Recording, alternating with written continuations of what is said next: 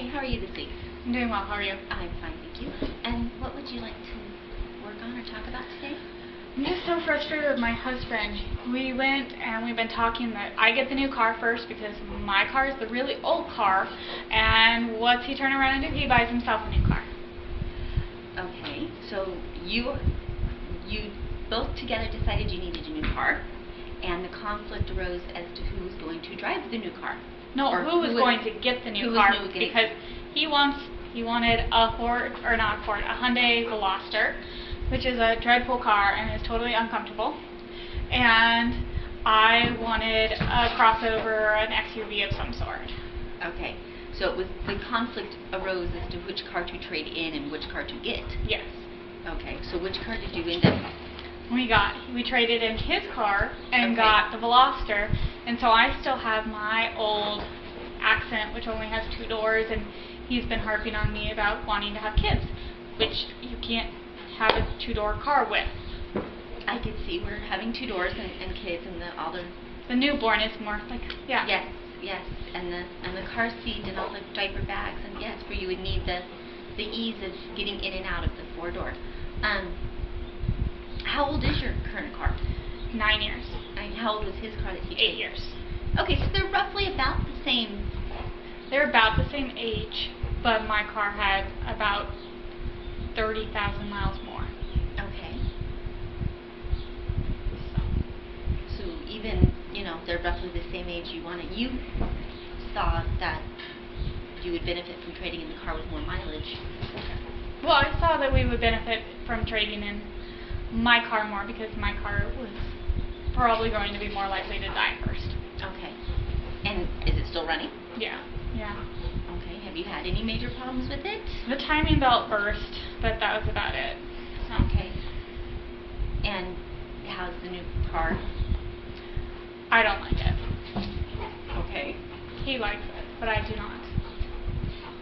Do you not like it because it's his car, not what you wanted, or do you just... It's uncomfortable. It makes my back hurt when I sit in it.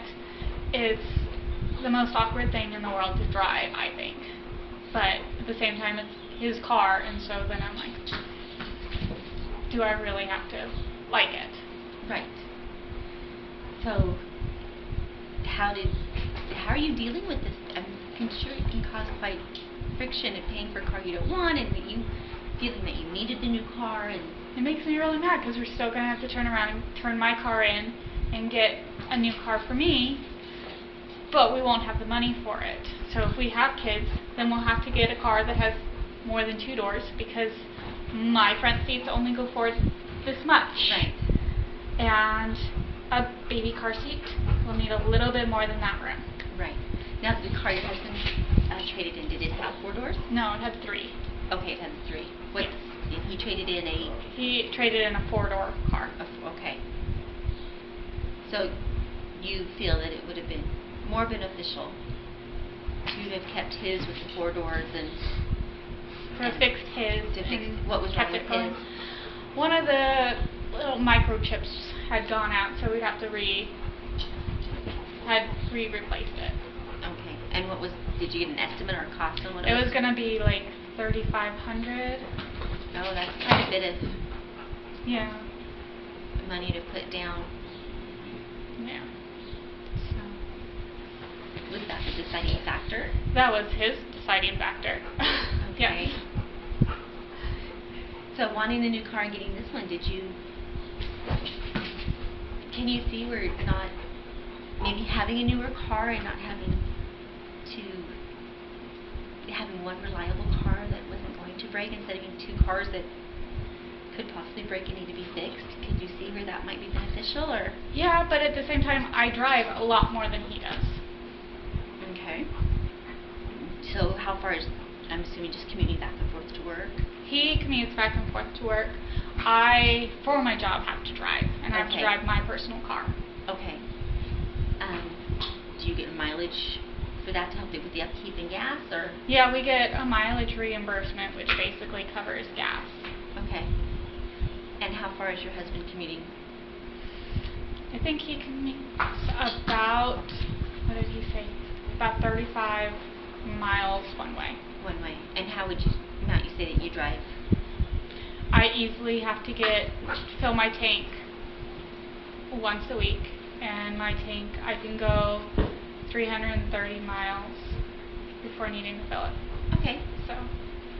So he's driving roughly about 70 miles a day, and it sounds like you're both driving roughly the same amount. yes and no. I have to drive up to Phoenix. He just drives out to Tangerine Road, and so there's days that I have to drive to or from Phoenix or to or from Benson or Right. Twin Peaks or whatever. Right. So even though his car is the one that broke first, and that's the one that who got the new car first, and you still know that you need a new car, that still upsets you, or you having a hard time coming to terms with the fact that he got the new car?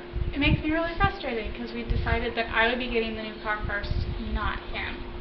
And then his broke, and he still insisted on getting the new car and picking the car that I didn't even like. Right. Did you even throw out an option of, like, he could drive? I did, and he said no. Oh, okay. And why did he not like? He doesn't like my car. Okay.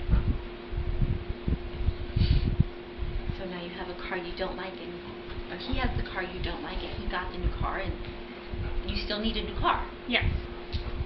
And have you come to any kind of conclusion or time frame? Or are you trying to? We're hoping to, once I get pregnant, then to get me a new car. Okay. But at the same time, we'll still have his car payment.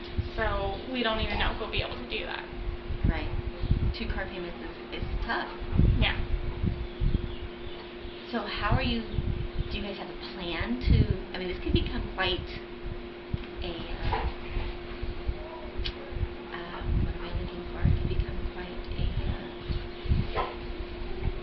a sticking point. It could be very conflict for the two of you.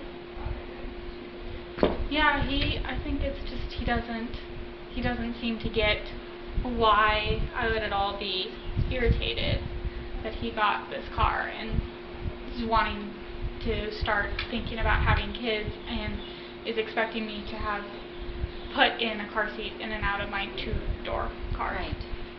Now, could you put a car seat in and out of his? Yeah, but I can't drive his because he doesn't want to drive my car. Okay. So then if I drive the child to or from daycare every morning before work and Right. every morning or every day after work, then having a car seat in his car is moot. Right. Do you think there's any way to work this out? Honestly, you need a new car and that may not happen, and he has the car that this will happen. Do you think that there's any way that we can come to a conclusion that maybe you can? And I don't know. Are you dead set you will not, even though you need a car that's going to do this, and you have a car that will do this, are you that dead set? It's not that I'm dead set against driving his car, it's that he's that dead set against driving my Your car.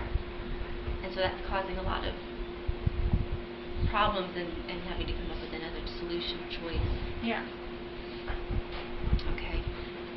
Well, I'm assuming you've been looking at the new cars? Yes and no. Okay. We got his car and everything, and so then kind of put off looking for any new cars for me.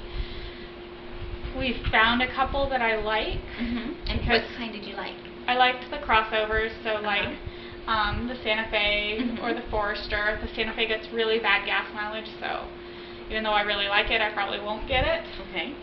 The Forester gets much better gas mileage, but I haven't test driven it yet, so.